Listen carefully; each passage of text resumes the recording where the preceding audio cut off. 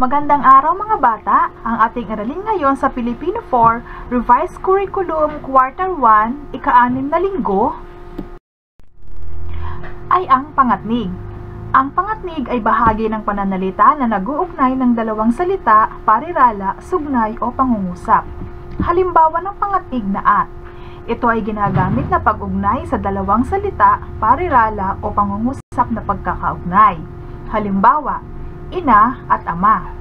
Aalis ako ngayon at bukas na ako babalik. Pupunta ako sa parke kasama sina Lisa at Remy. Pangatnig na ngunit, subalit, pero, datapwat, kaso. Ito ay ginagamit na pang-ugnay ng dalawang kaisipang magkakontra o magkasalungat. Halimbawa, gusto ko maligo pero wala namang tubig. Kailangan kong lumabas, kaso nawawala ang quarantine pass ko. Pangatnig na o. Ito ay ginagamit na pang-ugnay ng mga salita o kaisipang pinagpipilian. Halimbawa, mahal ko o mahal ako. Alin sa mga ito ang gusto mo? Pula, puti o asul? Ugnayan. Ikahon ang pangatnig sa bawat pangungusap. Number 1. Mabigat ang trapiko kaya nahuli ako sa klase. Number 2. Naglilinis siya ng silid habang nakikinig siya sa radyo. 3. Magbabasa ako ng aklat o manunood ako ng telebisyon.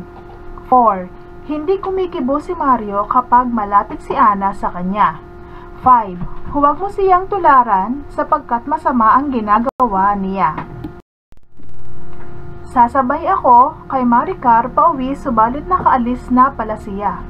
7. Hindi pumasok sa paaralan si Nelia dahil sumakit ang kanyang ngipin.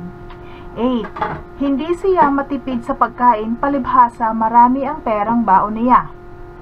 9. Uuwi ako ng maaga para matulungan ko si nanay sa mga gawaing bahay. 10. Naghintay si nanay sa sala habang dumating si tatay mula sa opisina. Mga tamang sagot. Number 1, kaya. 2, habang. 3, o. 4, kapag. 5, sapagkat. 6, subalit. 7, dahil. 8, palibhasa. 9, para. At 10, hanggang. Maraming salamat mga bata sa pakikinig at huwag kalimutang mag-subscribe sa aking channel. Paalam!